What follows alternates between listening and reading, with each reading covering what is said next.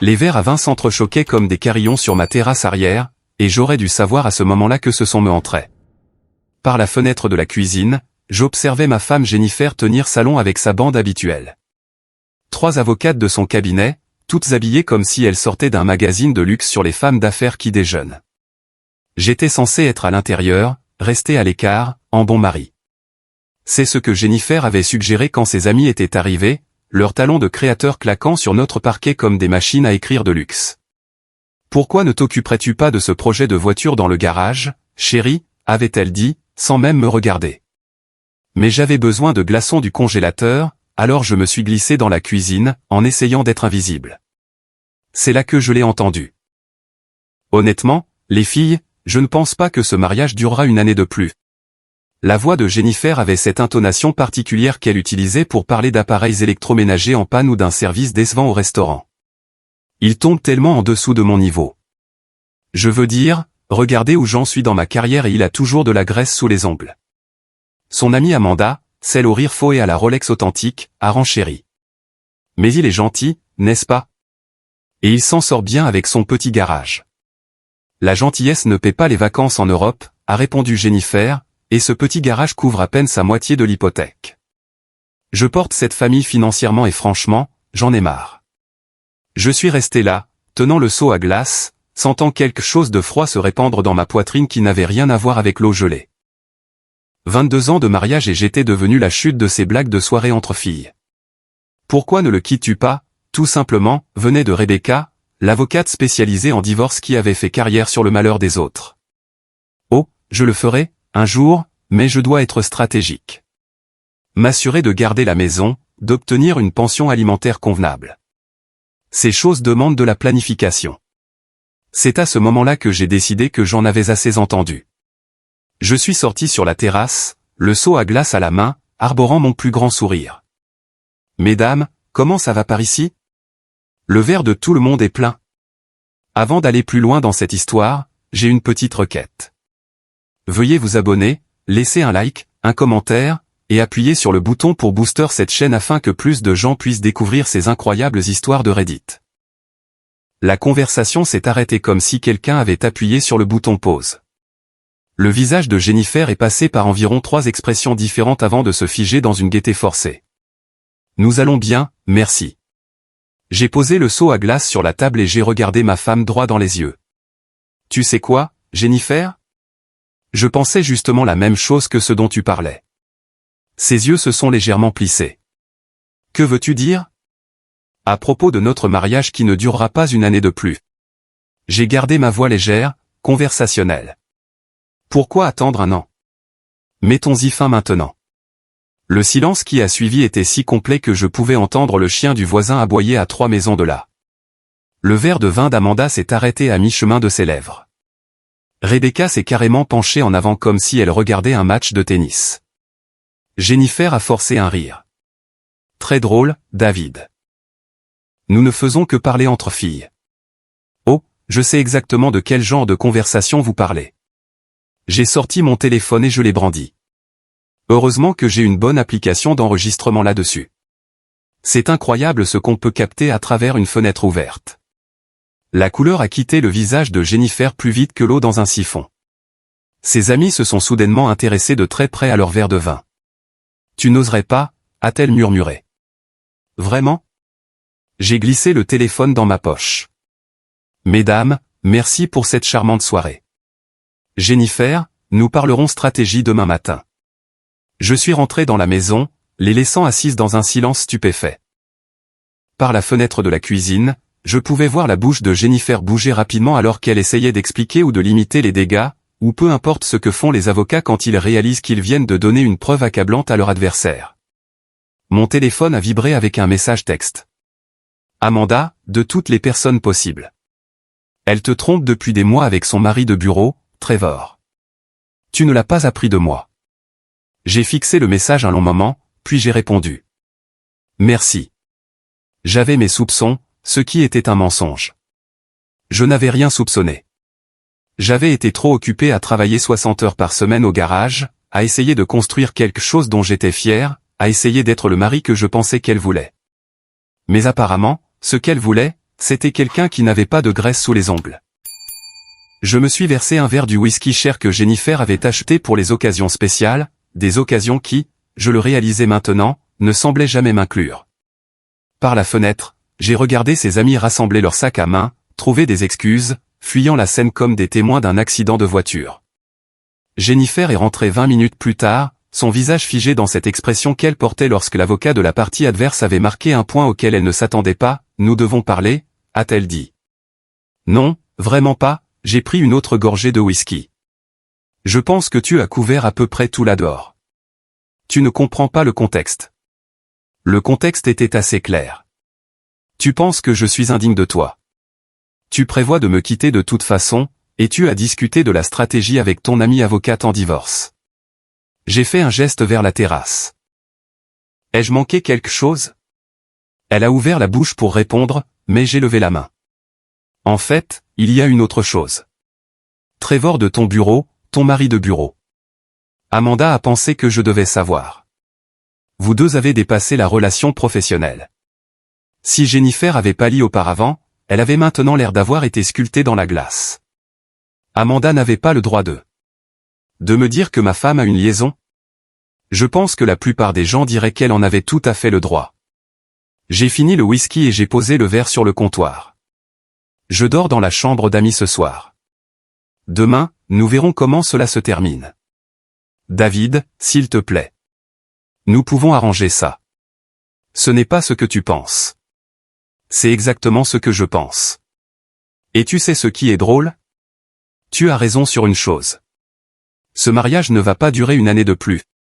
Mais ce ne sera plus selon ton calendrier. Je suis passé devant elle en direction des escaliers, puis je me suis arrêté. Oh, et Jennifer, la prochaine fois que tu voudras discuter des défauts de ton mari, tu ferais bien de t'assurer qu'il n'est pas à portée de voix. Je pensais que les avocats étaient censés être plus malins que ça. Son visage est devenu rouge, mais elle n'a rien dit. Que pouvait-elle dire? Je l'avais prise la main dans le sac, et nous le savions tous les deux. En haut, dans la chambre d'amis, je me suis assis sur le bord du lit et j'ai regardé mes mains. De la graisse sous les ongles, exactement comme elle l'avait dit. Ses mains avaient bâti une entreprise à partir de rien. Avaient réparé des milliers de voitures. Avaient tenu notre fille quand elle était petite. Avaient essayé de maintenir notre mariage à flot quand il a commencé à s'effondrer. Apparemment, ce n'était plus suffisant. Mon téléphone a encore vibré. Cette fois, c'était un texto d'un numéro que je ne reconnaissais pas, c'est Trevor. Nous devons parler demain. Midi au Murphy's Bar en ville. J'ai fixé le message un long moment, puis j'ai répondu, j'y serai. Alors, le petit ami de Jennifer voulait une rencontre en face à face. Intéressant. Peut-être pensait-il qu'il pourrait arranger les choses, ou peut-être voulait-il marquer son territoire. Quoi qu'il en soit, ça allait être une conversation éclairante. J'ai mis le téléphone de côté et j'ai essayé de dormir, mais mon esprit tournait en boucle. 22 ans de mariage et ça en était arrivé là. Ma femme planifiant ma stratégie de sortie avec ses amis pendant que son petit ami m'envoyait des demandes de rendez-vous. Mais voilà le truc quand on est sous-estimé. Ça vous donne des avantages que les gens ne voient pas venir. Jennifer pensait que j'étais juste un mécano qui allait se laisser faire et la laisser dicter les termes. Trevor pensait apparemment qu'il pouvait me gérer comme un problème commercial. Ils étaient tous les deux sur le point d'apprendre à quel point ils avaient tort. Le Murphy's Bar à midi un mardi n'était pas exactement bondé. Quelques ouvriers du bâtiment sirotaient des bières au bar, et un vieil homme avec une casquette des Cardinals était assis dans la banquette du coin, faisant des mots croisés. Le genre d'endroit où l'on pouvait avoir des conversations sans se soucier de qui pourrait entendre. Trevor était déjà là quand je suis arrivé, assis à une table près du fond, portant un costume qui coûtait probablement plus que ce que la plupart des gens gagnaient en un mois. Il ressemblait à tous les Tech Bros qui étaient entrés dans mon garage au volant d'une voiture valant plus que ma maison. Confiant, arrogant, et complètement convaincu qu'il était le plus malin de la pièce. David, dit-il en se levant et en tendant la main comme si nous nous rencontrions pour discuter des prévisions trimestrielles. J'ai ignoré sa poignée de main et je me suis assis en face de lui. Trevor. Il s'est rassis sur sa chaise et je pouvais le voir essayer de me cerner. Probablement en utilisant les astuces de psychologie qu'ils enseignent en école de commerce. Je pense que nous pouvons gérer ça comme des adultes, a-t-il dit. Gérer quoi exactement? La situation avec Jennifer. Il s'est légèrement penché en avant. Écoute, je sais que c'est gênant, mais ces choses arrivent. Les gens s'éloignent. Trouvent des liens avec d'autres. Ça n'a pas besoin d'être désordonné. J'ai fait signe au barman pour une bière, prenant mon temps avant de répondre. Désordonné, c'est un choix de mots intéressant. Ce que je veux dire, c'est que Jennifer et moi, nous n'avions pas prévu que cela arrive, mais maintenant que c'est le cas, nous pensons qu'il serait préférable pour tout le monde si nous pouvions trouver un arrangement à l'amiable. Nous. J'ai pris une gorgée de ma bière. Vous et ma femme avez discuté d'arrangement. La confiance de Trevor a vacillé un instant. Nous tenons l'un à l'autre, David, et nous tenons tous les deux à minimiser l'impact sur votre fille. Ma fille? J'ai posé la bière avec précaution. Dis-moi, Trevor, depuis quand te soucies-tu de ma fille? Ce n'est pas ce que je voulais dire. Depuis quand couches-tu avec ma femme? La question directe l'a pris au dépourvu. Son calme étudié s'est effrité, et pendant une seconde, j'ai vu quelque chose de réel en dessous.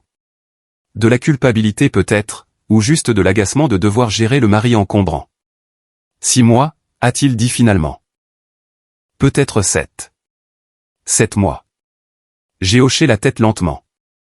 Donc, à peu près au moment où Jennifer a commencé à travailler tard sur toutes ses grosses affaires, le moment où elle a commencé à aller à toutes ses conférences le week-end. David, je comprends que tu sois en colère. Vraiment? Je me suis adossé à ma chaise. Parce que d'où je suis assis, on dirait que tu penses pouvoir débarquer ici et négocier mon mariage comme si c'était une sorte de contrat commercial.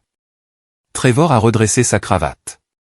Un geste nerveux qui me disait qu'il n'était pas aussi à l'aise qu'il le prétendait. J'essaie d'être raisonnable. Jennifer va partir de toute façon. La question est de savoir si nous faisons ça à la manière douce ou à la manière forte. La manière forte. J'ai failli rire. À quoi penses-tu que ressemble la manière forte, exactement? Avocat, bataille judiciaire, humiliation publique, votre fille devant choisir son camp. Il s'est de nouveau penché en avant. Jennifer est une avocate à succès, David. Elle a des ressources, des relations. Vous tenez un petit garage. Comment pensez-vous que ça va se jouer? La voilà. La menace enveloppée dans une inquiétude à l'apparence raisonnable. Ce type pensait vraiment qu'il pouvait m'intimider avec les relations juridiques de Jennifer et sa propre richesse évidente. Tu sais ce qui est drôle, Trevor? J'ai pris une autre gorgée de bière. Toi et Jennifer semblaient tous les deux penser que je suis une sorte de mauviette juste parce que je travaille avec mes mains au lieu de pousser des papiers dans un bureau. Je n'ai pas dit ça. Tu n'as pas eu besoin.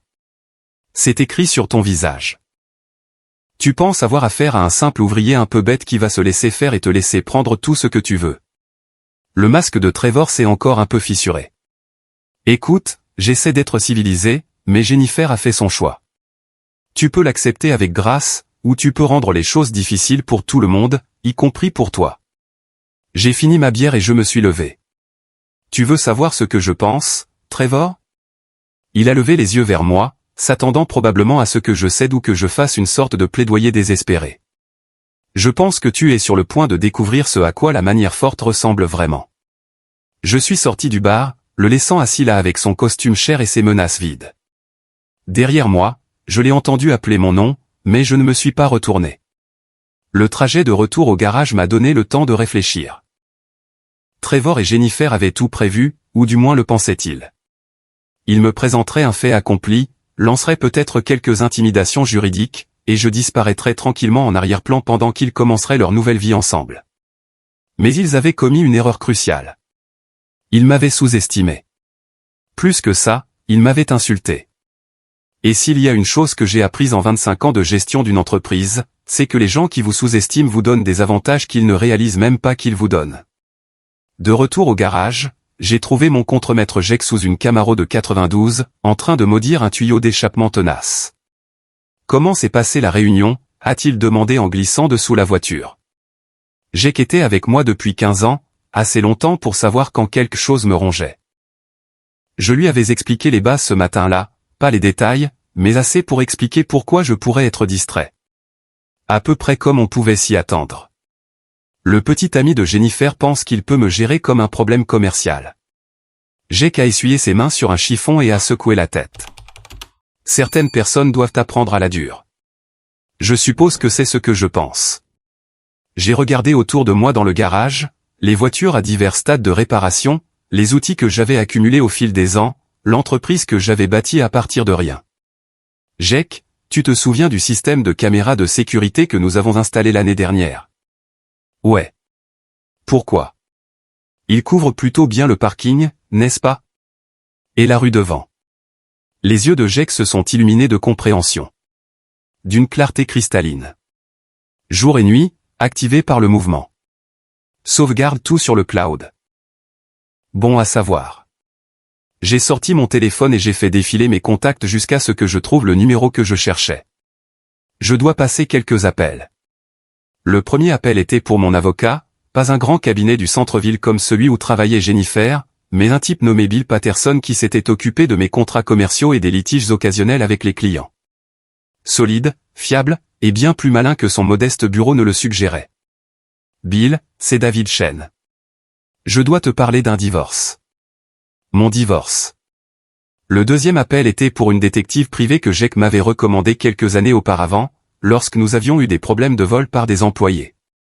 Une femme nommée Carol Martinez qui était flic avant de passer au privé. Carol, c'est David Chen, le patron de Jake Morrison. J'ai besoin que des informations soient recueillies et je veux que ce soit bien fait. Au moment où j'ai fini de passer mes appels, un plan commençait à se former. Trevor et Jennifer voulaient jouer dur. Ils pensaient pouvoir m'intimider avec des avocats et des relations. Ils étaient sur le point d'apprendre que le type avec de la graisse sous les ongles avait quelques tours dans son sac. Le lendemain matin, je me suis réveillé dans la chambre d'amis au son des talons de Jennifer qui claquaient sur le sol de la cuisine en bas. Son rythme de préparation pour le travail m'était aussi familier que les battements de mon propre cœur, mais maintenant, il sonnait différemment, comme un compte à rebours. Je l'ai trouvé au comptoir de la cuisine, vêtu d'un de ses tailleurs pantalons, faisant défiler son téléphone d'une main tout en tenant une tasse de café de l'autre. Elle a levé les yeux quand je suis entré et pendant un moment, aucun de nous n'a rien dit. Nous devons discuter de la logistique, a-t-elle dit finalement, sa voix soigneusement neutre. Logistique? Arrangement de vie, calendrier de garde, responsabilité financière. Elle a posé son téléphone et m'a regardé droit dans les yeux. J'ai parlé avec Rebecca hier soir. Elle pense que nous pouvons gérer ça sans que ça devienne moche. Rebecca, l'avocate en divorce de la soirée 20. Bien sûr, Jennifer avait déjà élaboré sa stratégie. C'est attentionné de sa part, ai-je dit en me servant du café. Mais j'ai mon propre avocat maintenant. Les sourcils de Jennifer se sont légèrement levés. Tu as engagé un avocat? Hier après-midi, Bill Patterson. Tu le connais peut-être. Il pratique le droit de la famille dans cette ville depuis environ 20 ans. Je pouvais la voir faire des calculs dans sa tête. Bill n'était pas tape à accent grave-l'œil, mais il avait la réputation d'être minutieux et étonnamment efficace au tribunal. David, j'espère que tu ne prévois pas de rendre les choses plus compliquées qu'elles ne doivent l'être. Moi? Je ne suis pas celui qui planifie une stratégie de sortie depuis des mois en prétendant que tout va bien. Elle a tressailli à cela, ce qui m'a dit que l'information d'Amanda était exacte. J'ai aussi eu une conversation intéressante avec ton mari de bureau hier, ai-je continué. Il semble penser qu'il peut négocier les termes de notre divorce pour toi. Trevor n'avait pas le droit de te contacter. Mais il l'a fait, et maintenant je me demande quelles autres conversations vous avez eues tous les deux sur mon avenir. Jennifer a posé sa tasse de café avec plus de force que nécessaire. Très bien. Tu veux connaître la vérité? Oui. Trevor et moi nous voyons. Oui. Nous avons discuté de ce qui se passera ensuite. Mais cela ne change pas la réalité fondamentale ici. Notre mariage est terminé, David. Il est terminé depuis longtemps. Peut-être, mais il ne se terminera plus selon ton calendrier. Qu'est-ce que ça veut dire? J'ai sorti mon téléphone et je lui ai montré une photo que Carol Martinez m'avait envoyée la veille. La voiture de Trevor garée devant un hôtel du centre-ville. L'horodatage indiquait 14h30 un mercredi après-midi, pile au moment où Jennifer m'avait dit qu'elle était en déposition. Jennifer a fixé la photo, son visage devenant pâle. Il y en a 12 autres comme celle-là, ai-je dit. Différents jours, différents hôtels. Carol est très minutieuse. Tu as engagé une détective privée. La voix de Jennifer était à peine un murmure. J'ai engagé une professionnelle pour documenter la vérité. Quelque chose avec quoi toi et Trevor semblaient avoir du mal. Elle s'est affaissée sur l'une des chaises de la cuisine. Le combat l'a quittée d'un seul coup. David, s'il te plaît. Je sais ce que ça a l'air, mais... Ça a l'air que ma femme de 22 ans me ment en pleine face tout en prévoyant de me plumer au tribunal des divorces. Je me suis assis en face d'elle. Comment penses-tu que ça va passer avec un juge? Tu ne comprends pas, Trevor et moi. Ce n'est pas juste une liaison, nous sommes amoureux. Le mot flottait dans l'air entre nous comme de la fumée. Amour. Après tout ce que nous avions construit ensemble, tout ce que nous avions traversé, elle jetait tout par-dessus bord pour l'amour d'un tech bro en costume qui pensait pouvoir me gérer comme un rapport trimestriel. Amoureux, ai-je répété. Eh bien, ça arrange tout, n'est-ce pas? Je n'avais pas prévu que ça arrive. Mais c'est arrivé, pendant 7 mois. C'est arrivé. Pendant que tu rentrais à la maison tous les soirs, pendant que tu étais assise en face de moi au dîner, pendant que tu étais allongée dans notre lit. Je me suis levé. Et maintenant, toi et ton petit ami pensaient pouvoir dicter comment cela se termine. Jennifer a essuyé ses yeux avec le dos de sa main, étalant son maquillage soigneusement appliqué. Que veux-tu, David? Qu'est-ce que ça va prendre? Je veux la vérité.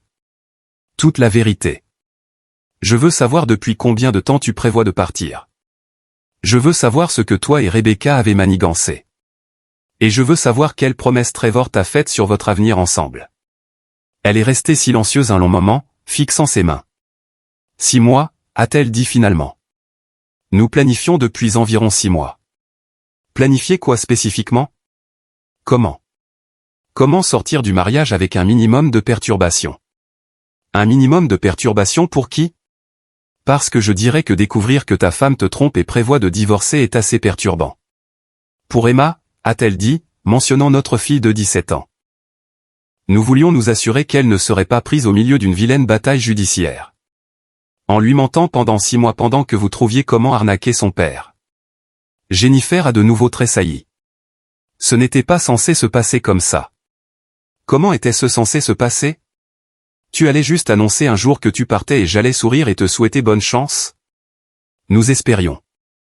Rebecca pensait que si nous pouvions te présenter une offre de règlement raisonnable, quelque chose d'équitable, tu pourrais être disposé à accepter sans trop de va-et-vient juridique. J'ai failli rire.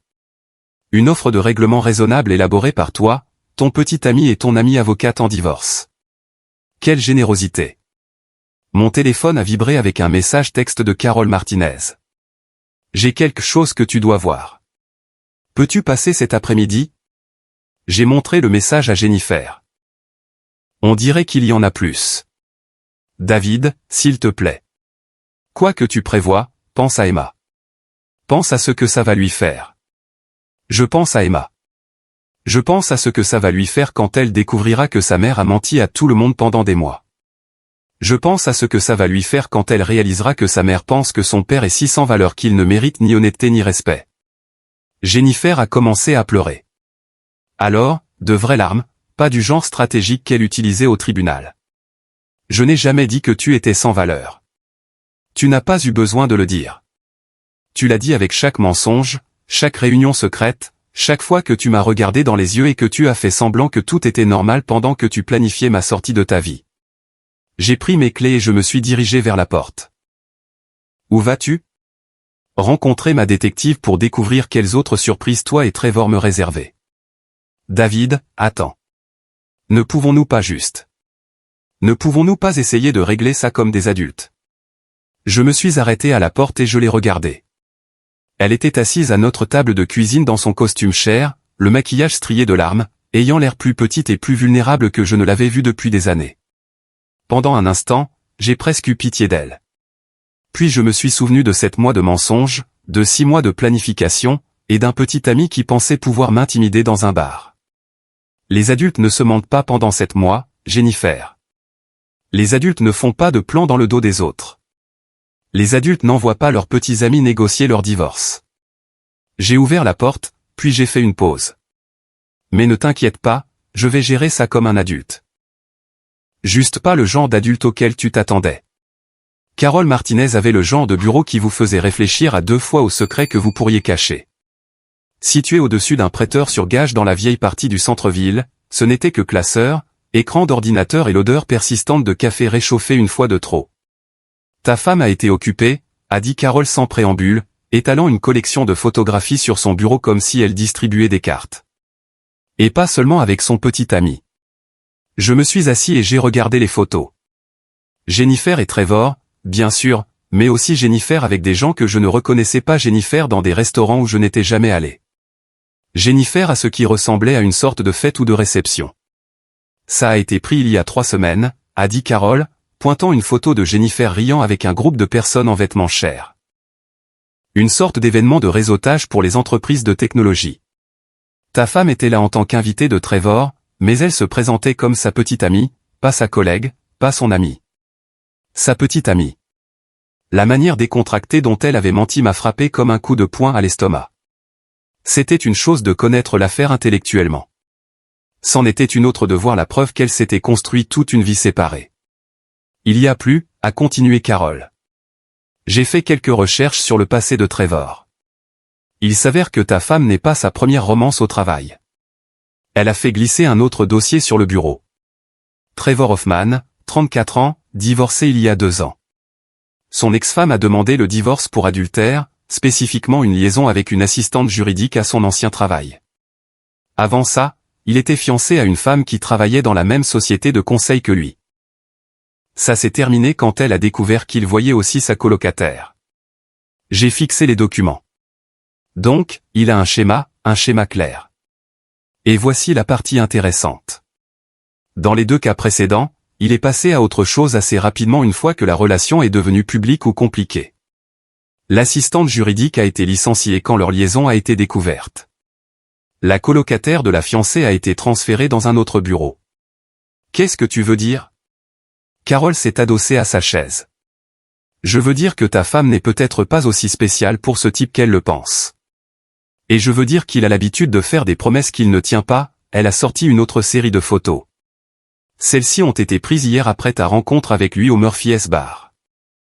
Les photos montraient Trevor dans ce qui ressemblait à un restaurant haut de gamme, assis en face d'une femme que je ne reconnaissais pas.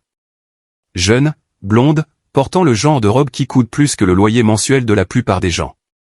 Qui est-ce? Madison Clark, directrice marketing dans l'entreprise de Trevor. Célibataire, 28 ans, vient d'emménager ici de Chicago. Carole a souri sombrement.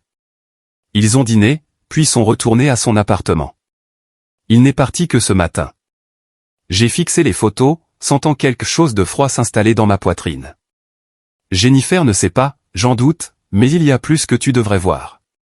Carole s'est tournée vers son ordinateur et a affiché ce qui ressemblait à des profils de médias sociaux. J'ai surveillé l'activité en ligne de Trevor. Il a été assez prudent pour ne rien publier qui le lirait évidemment à ta femme. Mais regarde ça. Elle m'a montré une série de publications du compte Instagram de Trevor. Des photos de dîners chers, de week-ends, de billets de concert, toutes publiées à des moments où Jennifer m'avait dit qu'elle travaillait tard ou assistait à des conférences. Maintenant, regarde les commentaires, a dit Carole. Je les ai parcourus. La plupart étaient du bruit habituel des médias sociaux, mais un nom revenait sans cesse. Madison Clark. Des émojis cœurs, des blagues privées, des références à des expériences partagées. Depuis quand ça dure? D'après la piste des médias sociaux, environ 2 mois, à peu près au moment où ta femme a commencé à parler de rendre votre divorce officiel. Les pièces du puzzle s'assemblaient, et l'image qu'elle formait me rendait malade. Jennifer pensait qu'elle me quittait pour une grande histoire d'amour, mais Trevor était déjà en train de préparer sa remplaçante. Il y a une dernière chose, a dit Carole. J'ai vérifié l'activité financière récente de ta femme. Elle m'a tendu un relevé de compte bancaire, pas de nos comptes joints, mais d'un compte que je ne reconnaissais pas. Jennifer a ouvert ce compte il y a 4 mois. Elle y a transféré de l'argent de vos économies communes, de petites sommes à la fois, pour que tu ne le remarques pas, j'ai parcouru les chiffres. En 4 mois, Jennifer avait déplacé près de 15 000 $ sur son compte privé. Elle prépare ça depuis un moment, a dit Carole. Et elle se prépare à s'assurer de s'en sortir financièrement. Je me suis adossé à ma chaise, essayant de tout digérer. Ma femme n'avait pas seulement une liaison. Elle planifiait systématiquement de me quitter pendant que son petit ami passait déjà à quelqu'un d'autre. Et elle avait volé de l'argent de nos comptes joints pour financer sa stratégie de sortie. Que veux-tu faire avec ces informations, a demandé Carole. J'ai regardé les photos, les relevés bancaires, les publications sur les médias sociaux. Jennifer et Trevor se croyaient si malins, si prudents. Ils pensaient pouvoir me gérer et manipuler la situation à leur avantage. Ils n'avaient aucune idée de ce qui les attendait. Je veux que tu continues à creuser, ai-je dit. Tout ce que tu peux trouver sur eux deux. Dossiers financiers, médias sociaux, relations professionnelles. Je veux savoir à qui ils ont parlé de leurs relations, où ils sont allés, quelles promesses ils se sont faites. Ça va coûter de l'argent. J'ai de l'argent, plus que Jennifer ne le réalise, puisqu'elle a été si concentrée sur nos comptes joints. J'ai souri pour la première fois depuis des jours. Il s'avère que gérer sa propre entreprise a des avantages qu'elle n'avait pas prévus. Carole a hoché la tête avec approbation. Quelle est la finalité ici, David? Que espères-tu accomplir? Pour l'instant, je veux la vérité. Toute la vérité. Je veux savoir exactement à quoi j'ai affaire avant de décider comment réagir. Et puis j'ai pensé à Jennifer assise à notre table de cuisine ce matin-là, pleurant sur le fait qu'elle n'avait pas voulu que les choses se passent ainsi. J'ai pensé à Trevor dans le bar, me menaçant d'avocat et d'humiliation publique. J'ai pensé à 7 mois de mensonges et 6 mois de planification et 15 000 $ déplacés de nos comptes joints pendant que je travaillais 60 heures par semaine pour maintenir notre famille à flot. Et ensuite, je vais leur montrer ce à quoi la manière forte ressemble vraiment. Emma était à la maison quand je suis rentré du bureau de Carole, affalée sur le canapé du salon avec son ordinateur portable, des écouteurs dans les oreilles, complètement absorbée par ce que les jeunes de 17 ans font en ligne de nos jours. Elle a levé les yeux quand je suis entré, enlevant un écouteur. « Salut, papa. Maman a dit que vous alliez divorcer. » Juste comme ça. Pas de préparation, pas d'explication minutieuse, pas de tentative d'adoucir le choc. Jennifer avait juste lâché la bombe et laissé notre fille gérer les retombées. Je me suis assis dans le fauteuil en face d'elle. « Qu'est-ce qu'elle t'a dit exactement ?» Emma a fermé son ordinateur portable et m'a accordé toute son attention, quelque chose qui arrivait peut-être une fois par mois ces jours-ci. Elle a dit que vous aviez des problèmes depuis un moment, et que vous aviez tous les deux décidé qu'il valait mieux vous séparer. Elle a dit que ce n'était la faute de personne, juste une de ces choses qui arrivent parfois. Et qu'est-ce que tu en penses? Emma a haussé les épaules, mais je pouvais voir la tension dans ses épaules. Je veux dire, je ne suis pas stupide, papa. Vous êtes bizarres l'un envers l'autre depuis des mois, et maman travaille tard beaucoup plus que d'habitude. Comment te sens-tu à ce sujet? Honnêtement, un peu soulagé. La tension dans cette maison était horrible. Au moins maintenant, vous pourrez peut-être arrêter de faire semblant que tout va bien. Gamine intelligente. Plus intelligente que ses parents, apparemment. Emma, je veux que tu saches que quoi qu'il arrive entre ta mère et moi, ça ne change rien à ce que nous ressentons pour toi. Tu es toujours notre priorité, à tous les deux. Je sais, papa. Elle a hésité, puis a demandé. Est-ce que tu vas t'en sortir financièrement? Je veux dire, maman gagne beaucoup plus d'argent que toi. La question m'a frappé plus fort que je ne l'aurais cru. Même ma fille de 17 ans avait absorbé le message que j'étais le moins bien payé, celui qui aurait du mal sans les revenus de Jennifer. Je m'en sortirai, ai-je dit. Le garage marche mieux que les gens ne le pensent, et j'ai été prudent avec l'argent au fil des ans. Bien. Emma a rouvert son ordinateur portable, puis a fait une pause. Papa, est-ce qu'il y a quelqu'un d'autre? Je veux dire, est-ce que c'est pour ça que ça arrive? J'ai regardé ma fille. Je l'ai vraiment regardée. Elle avait les yeux de Jennifer, mais mon menton têtu. Et en ce moment, elle avait l'air plus âgée que 17 ans. Assez âgée pour gérer la vérité, peut-être. Qu'est-ce qui te fait demander ça? Maman a été différente. Plus heureuse, mais d'une manière bizarre. Comme si elle avait un secret qui la faisait se sentir bien dans sa peau. Et elle s'habille différemment, met du parfum pour aller au travail, vérifie son téléphone tout le temps. Emma a haussé les épaules. Ce n'est pas difficile à deviner. Tu penses que ta mère voit quelqu'un? Je pense que maman voit quelqu'un depuis un moment. Et je pense que c'est probablement pour ça que vous divorcez, même si elle m'a dit que c'était mutuel. Je suis resté assis un moment, étonné de la perspicacité de ma fille, et du peu de crédit que Jennifer et moi lui avions accordé. Est-ce que ça t'importerait si c'était ce qui se passait? Emma a réfléchi sérieusement à la question. Je suppose que ça dépendrait depuis combien de temps ça dure et si elle a été honnête à ce sujet. Je veux dire, si elle t'a menti, à toi et à moi, c'est assez tordu. Avant que je puisse répondre, la voiture de Jennifer est entrée dans l'allée. Emma a immédiatement remis ses écouteurs et rouvert son ordinateur portable, l'équivalent adolescent de la Suisse. Jennifer est entrée par la porte d'entrée, l'air d'avoir eu une dure journée. Son maquillage était parfait, son tailleur impeccable, mais il y avait quelque chose dans sa posture qui suggérait que les rouages de sa vie soigneusement gérée commençaient à se gripper. Nous devons parler, m'a-t-elle dit. Nous avons parlé ce matin. Trevor m'a appelé. Il a dit que tu avais engagé une détective privée. J'ai jeté un coup d'œil à Emma, qui faisait semblant de ne pas écouter. Peut-être devrions-nous en discuter ailleurs. Emma sait que nous divorçons. Elle est assez grande pour comprendre que ces choses impliquent des complications. Est-ce qu'elle est au courant pour Trevor? Le visage de Jennifer est devenu pâle.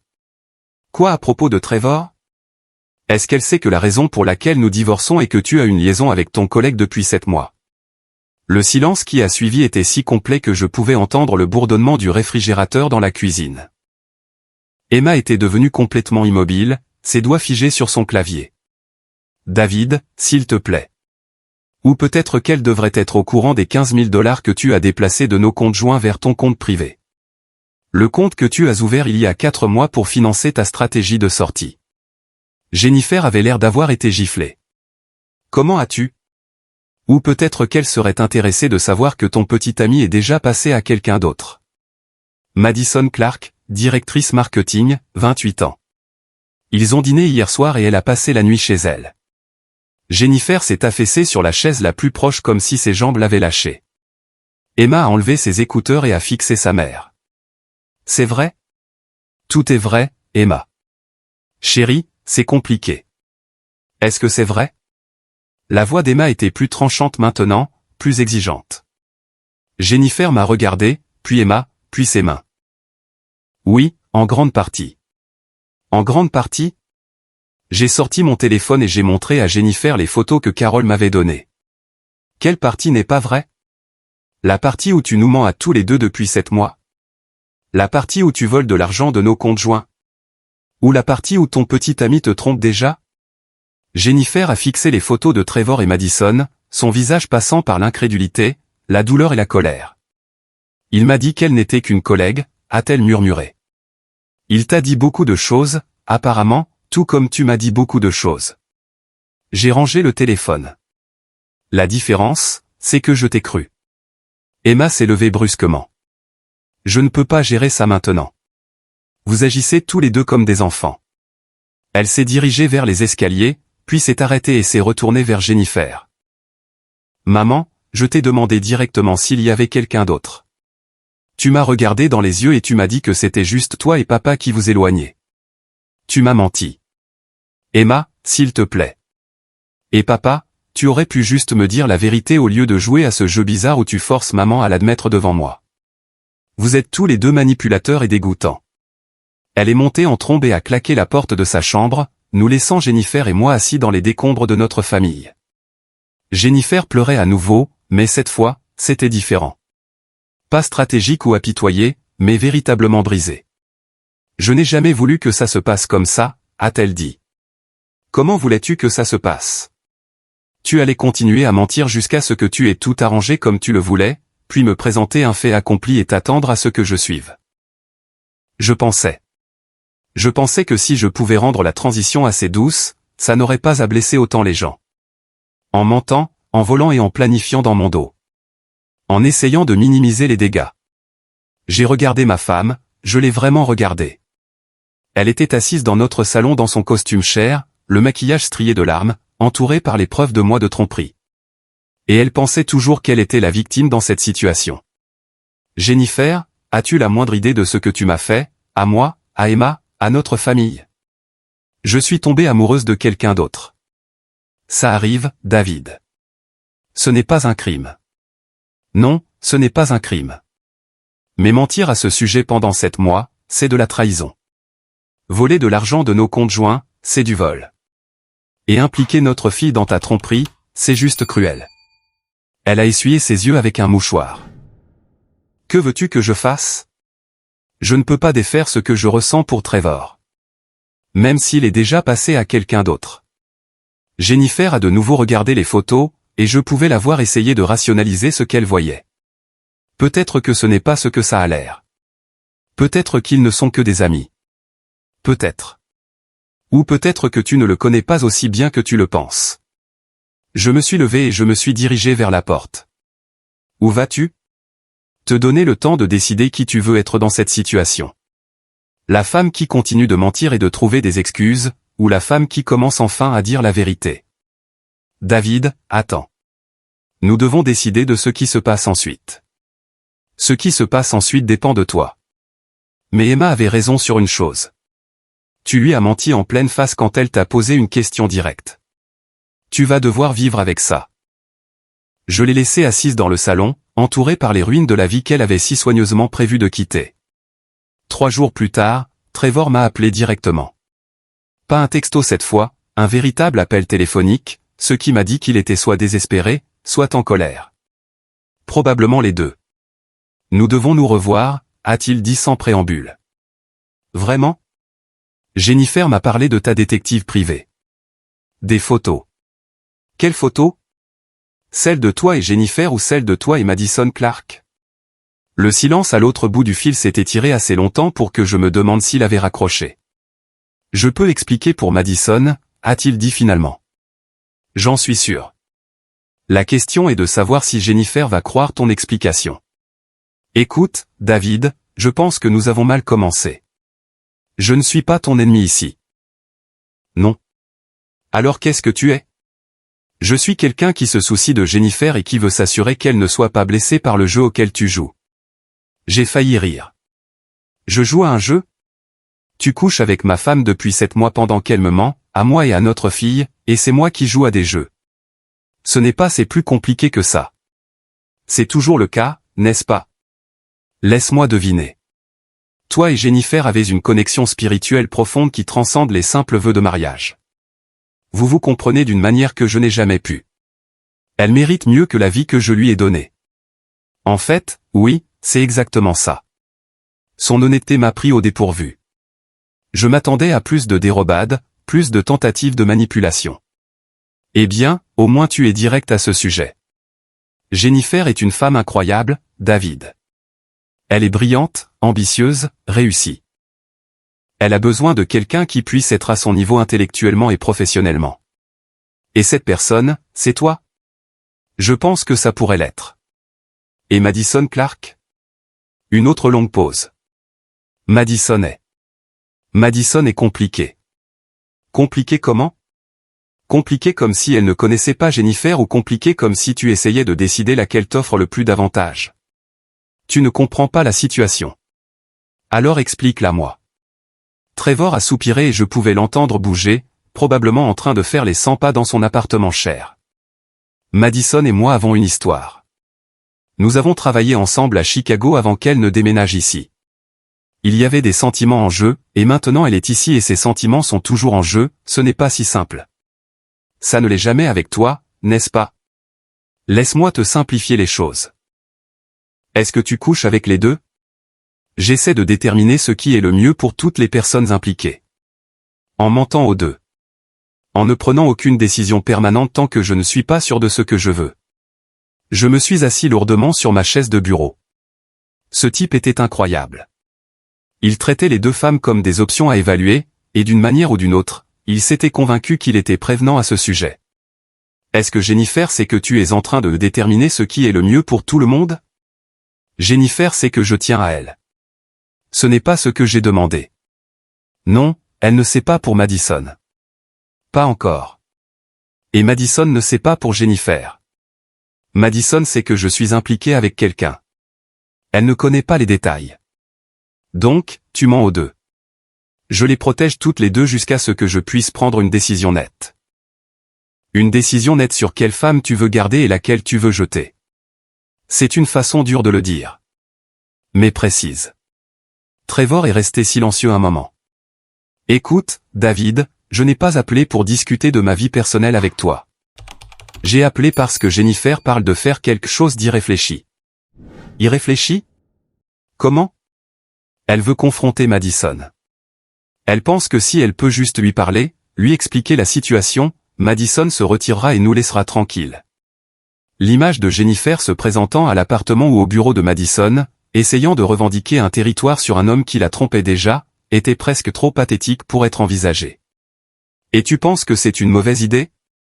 Je pense que ça va rendre les choses plus compliquées qu'elles ne doivent l'être. Plus compliquées pour qui? Pour Jennifer ou pour toi? Pour tout le monde.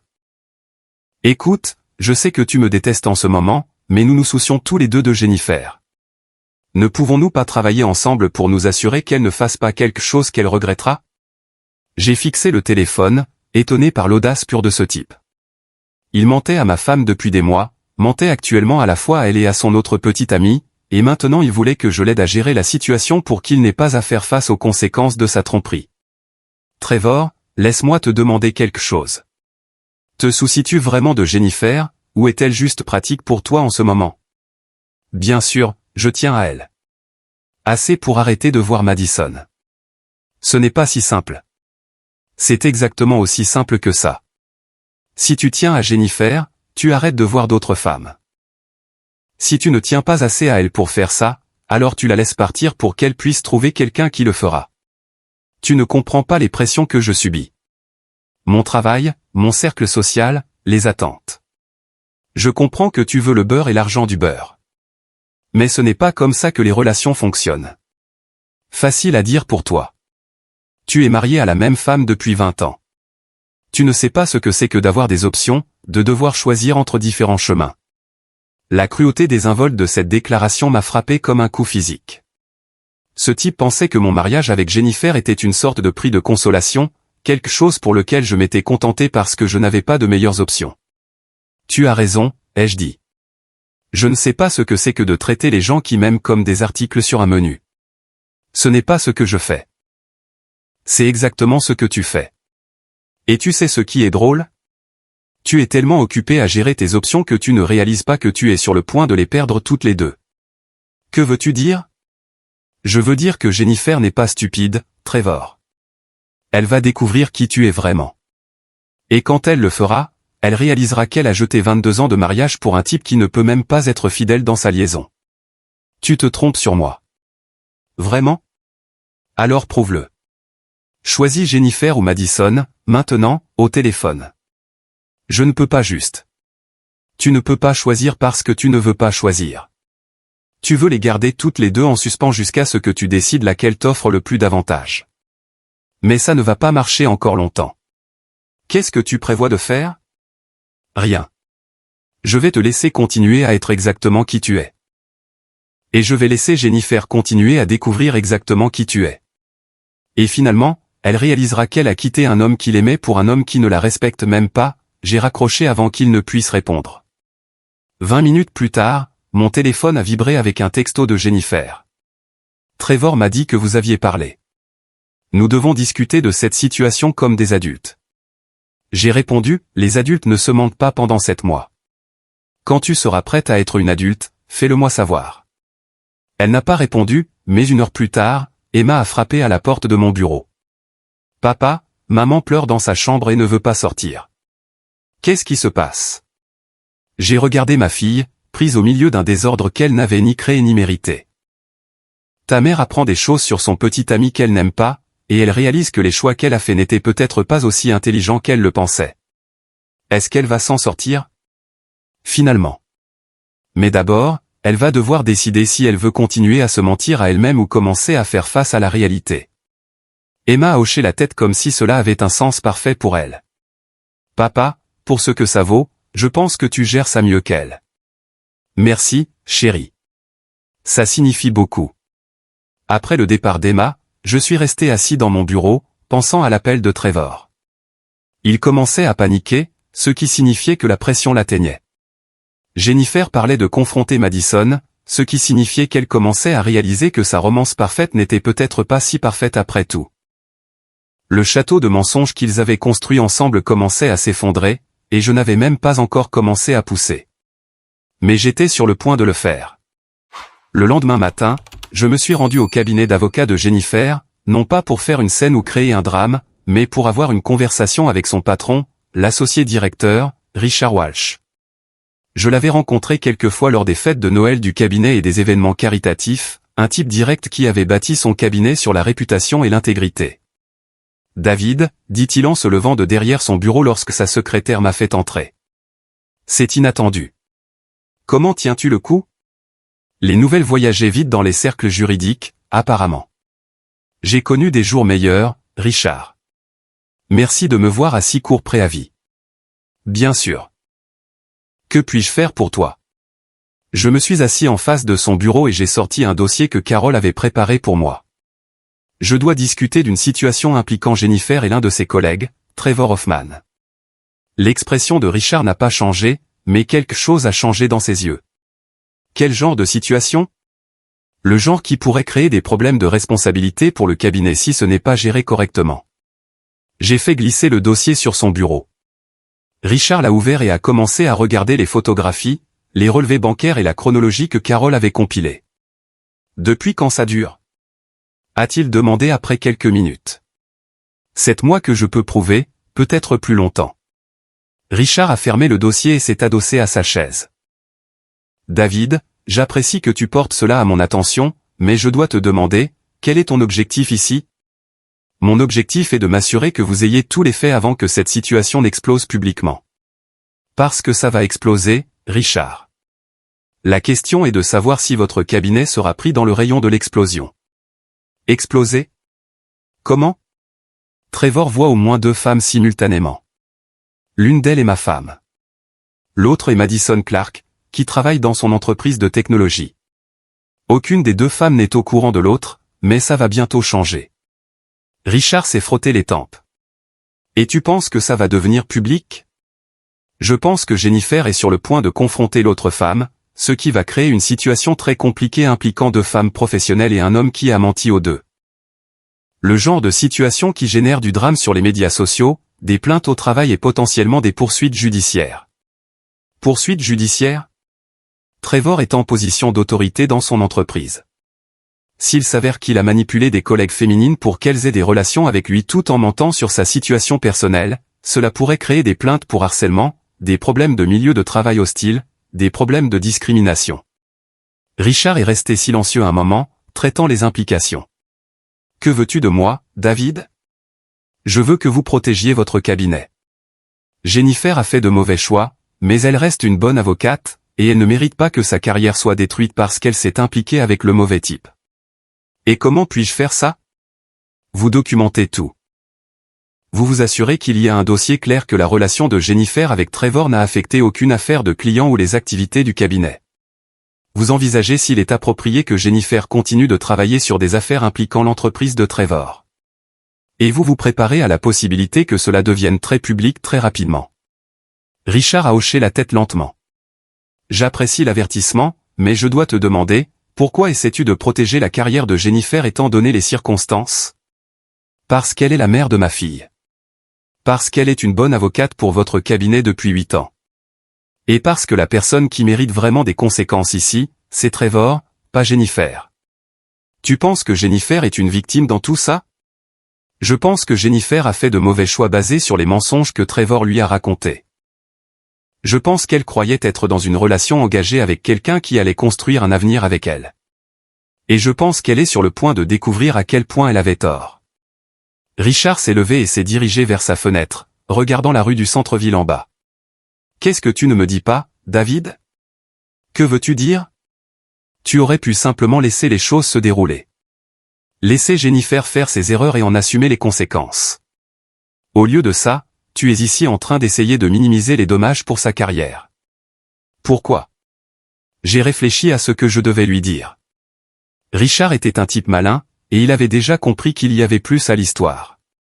Parce que je veux qu'il lui reste quelque chose quand tout ça sera terminé.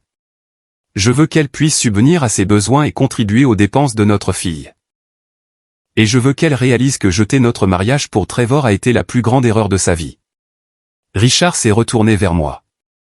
Tu prépares quelque chose. Je prévois de laisser la vérité éclater. Toute la vérité. Et quand ce sera le cas, je veux que Jennifer comprenne exactement ce qu'elle a abandonné et exactement ce qu'est vraiment Trevor. C'est un jeu dangereux, David. Ce n'est pas un jeu. C'est la justice. Richard s'est rassis et a rouvert le dossier. De quoi as-tu besoin de moi? De rien.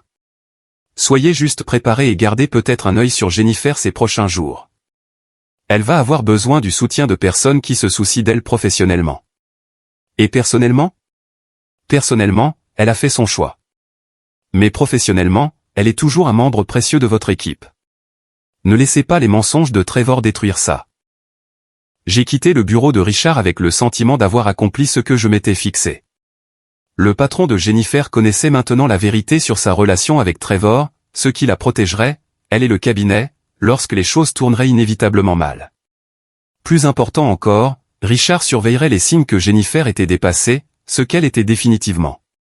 Mon téléphone a sonné alors que je retournais à ma voiture. Carole Martinez. David, tu dois voir ça. Peux-tu venir à mon bureau tout de suite? Qu'est-ce que c'est? Viens, c'est tout. Fais-moi confiance. Tu veux voir ça en personne. 20 minutes plus tard, j'étais de retour dans le bureau de Carole, regardant son écran d'ordinateur.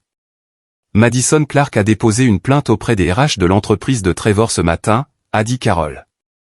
Harcèlement, environnement de travail hostile, représailles. Représailles pourquoi? Pour avoir refusé de déménager à leur bureau de Denver. Apparemment, Trevor faisait pression sur elle pour qu'elle accepte un transfert. Et quand elle a refusé, il a commencé à lui rendre la vie difficile au travail. J'ai fixé l'écran. Quand est-ce que ça a commencé? Selon la plainte, il y a environ 2 semaines, à peu près au moment où Trevor a commencé à subir une pression sérieuse de ta part et de celle de Jennifer. Donc, il essayait de se débarrasser de Madison pour faciliter les choses avec Jennifer. C'est ce qu'il semble.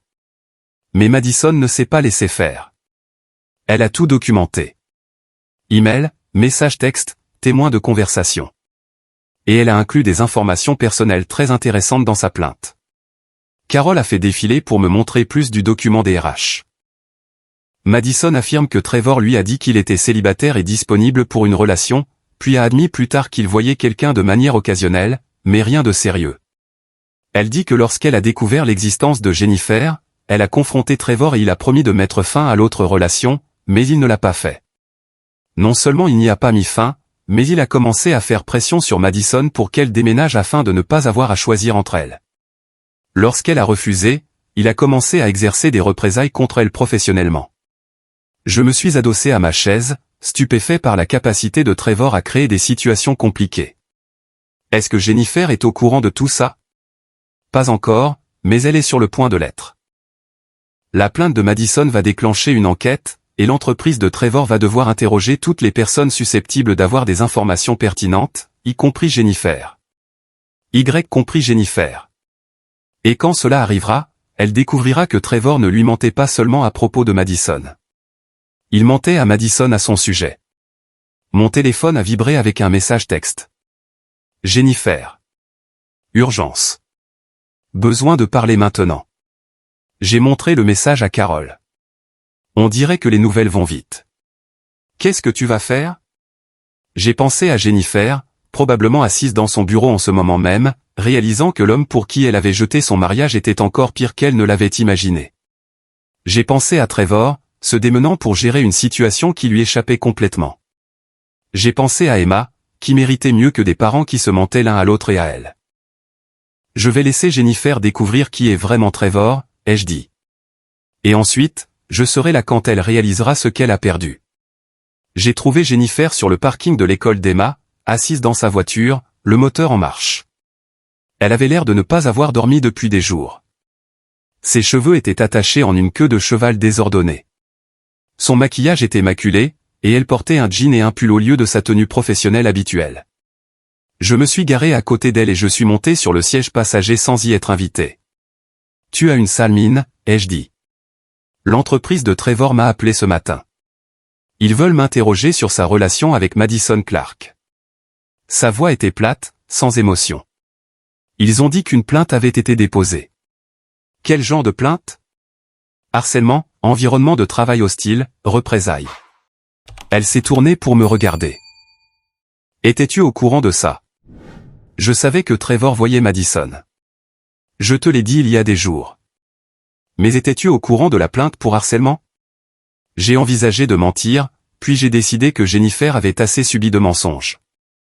Je l'ai appris ce matin. De ta détective privée. Oui. Jennifer a mis sa tête dans ses mains. C'est un cauchemar. Si ça devient public, s'il s'avère que j'étais impliqué avec quelqu'un qui harcelait d'autres femmes. Ça va se savoir, Jennifer. Ces choses finissent toujours par se savoir. Ma carrière est finie. Le cabinet ne peut pas être associé à ce genre de scandale. Ta carrière n'est pas finie. Richard connaît la situation, et il va te protéger autant qu'il le peut. La tête de Jennifer s'est relevée d'un coup. Tu as parlé à Richard? Quand? Ce matin, avant que je n'apprenne pour la plainte de Madison. Qu'est-ce que tu lui as dit? La vérité. Que tu étais impliqué avec Trevor. Que Trevor te mentait sur d'autres femmes. Et que tu étais sur le point de découvrir exactement quel genre d'homme tu avais fréquenté. Tu n'avais pas le droit. J'en avais tout à fait le droit. Tu es la mère de ma fille et je n'allais pas laisser ta carrière être détruite parce que tu as fait de mauvais choix en matière d'hommes. Jennifer m'a fixé un long moment. Pourquoi ferais-tu ça après tout ce qui s'est passé? Pourquoi essaierais-tu de me protéger? Parce que malgré tout ce qui s'est passé, je tiens encore à toi. Et parce qu'Emma a besoin que ses deux parents soient des adultes fonctionnels. Jennifer s'est alors mise à pleurer. Pas les larmes stratégiques qu'elle avait utilisées auparavant, mais le genre de pleurs qui vient d'un épuisement et d'une défaite totale. J'ai tout gâché, n'est-ce pas? Tu as fait de mauvais choix, mais tu peux encore en réparer certains. Comment? Trevor ne répond pas à mes appels. Madison Clark va le détruire professionnellement, ce qui signifie que toute personne associée à lui sera un dommage collatéral. Emma me parle à peine et toi? Elle a essuyé ses yeux avec sa manche. Tu as toutes les raisons de me détester. Je ne te déteste pas, Jennifer. Je suis déçu par toi. Je suis en colère contre les mensonges et la tromperie, mais je ne te déteste pas. Qu'est-ce qui se passe maintenant? Maintenant, tu dis la vérité à l'entreprise de Trevor, à Emma, à toi-même. Tu arrêtes d'essayer de gérer la situation et tu commences à faire face à la réalité. Et quelle est la réalité? La réalité, c'est que Trevor est exactement ce que je t'avais dit qu'il était. Un menteur manipulateur qui t'utilisait tout en gardant ses options ouvertes. La réalité, c'est que tu as jeté 22 ans de mariage pour un homme qui ne te respecte pas assez pour être honnête avec toi. La réalité, c'est que tu vas devoir reconstruire ta vie à partir de zéro. Jennifer est restée silencieuse un long moment, regardant par le pare-brise l'école où notre fille était probablement assise en classe, essayant de se concentrer sur l'algèbre ou l'histoire pendant que le mariage de ses parents implosait. Je pensais être si intelligente, a-t-elle dit finalement. Je pensais avoir tout compris. Je pensais que Trevor et moi allions construire cette vie incroyable ensemble. Qu'est-ce qui t'a fait changer d'avis? Je l'ai confronté à propos de Madison hier. Il a essayé de me dire qu'elle n'était qu'une amie, que la plainte était une sorte de malentendu. Mais quand j'ai insisté pour avoir des détails, son histoire n'arrêtait pas de changer. Qu'a-t-il finalement admis? Qu'il la voyait de manière occasionnelle, mais rien de sérieux. Qu'elle essayait de transformer leur relation en quelque chose qu'elle n'était pas. Qu'il lui avait dit qu'il n'était pas disponible à cause de moi. Et qu'elle avait déposé la plainte par jalousie. Et tu l'as cru? Je voulais le croire. Mais ensuite, j'ai parlé directement à Madison. Je me suis tourné pour regarder Jennifer. Tu as parlé à Madison Clark? Je l'ai appelée ce matin. Je lui ai dit qui j'étais et je lui ai demandé de me dire la vérité sur sa relation avec Trevor. Et elle m'a tout dit. Comment Trevor la courtisait depuis des mois. Comment il lui avait dit qu'il était célibataire et cherchait une relation sérieuse. Comment il avait promis de quitter sa petite amie occasionnelle pour elle. Comment il avait commencé à faire pression sur elle pour qu'elle déménage quand elle a découvert mon existence et exigé qu'il choisisse. Jennifer a ri amèrement. Tu sais quelle est la pire partie? Elle pensait que j'étais l'autre femme. Elle pensait quelle était la relation principale et que j'étais la accent grave côté dont il essayait de se débarrasser. Qu'est-ce que tu lui as dit? La vérité. Que j'étais avec Trevor depuis 7 mois. Que j'avais quitté mon mari pour lui. Qu'il m'avait dit qu'elle n'était qu'une collègue. Jennifer a secoué la tête. Nous avons comparé nos notes, David. Madison et moi sommes restés au téléphone pendant 1 heure à comparer tous les mensonges que Trevor nous avait racontés à toutes les deux. Et nous avons réalisé qu'aucune de nous ne le connaissait vraiment. Tout ce qu'il m'a dit sur ses sentiments, ses projets pour notre avenir, ses raisons de vouloir être avec moi. Il lui a dit les mêmes choses. Mot pour mot dans certains cas. Je suis resté assis là, digérant cette information. Trevor n'avait pas seulement gardé ses options ouvertes. Il avait mené une arnaque systématique sur les 2 femmes, disant à chacune exactement ce qu'elle voulait entendre tout en prévoyant de choisir finalement celle qui lui offrirait le plus d'avantages. Je suis désolé, Jennifer. Pourquoi? D'avoir eu raison à son sujet. Je sais que ça ne rend pas les choses plus faciles. Jennifer a ri, mais il n'y avait aucun humour là-dedans. Tu sais ce qui est drôle? Madison m'a demandé si tu étais au courant pour Trevor et moi. Quand je lui ai dit oui, elle a dit, et il n'essaie pas de détruire ta vie. Il doit vraiment t'aimer. Qu'est-ce que tu lui as répondu? Je lui ai dit que tu étais un homme meilleur que ce que l'une ou l'autre de nous ne méritait. Nous sommes restés assis en silence un moment, regardant les parents récupérer leurs enfants à l'école. Des familles normales avec des problèmes normaux, pas assises sur des parkings à discuter des décombres de leur mariage. David, y a-t-il une chance? Y a-t-il un moyen pour que nous puissions essayer d'arranger les choses? Essayer de sauver notre mariage? J'ai regardé ma femme, je l'ai vraiment regardée.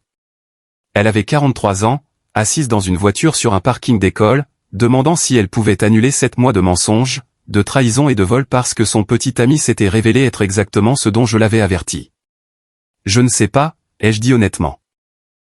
Je ne sais pas si je peux te faire confiance à nouveau.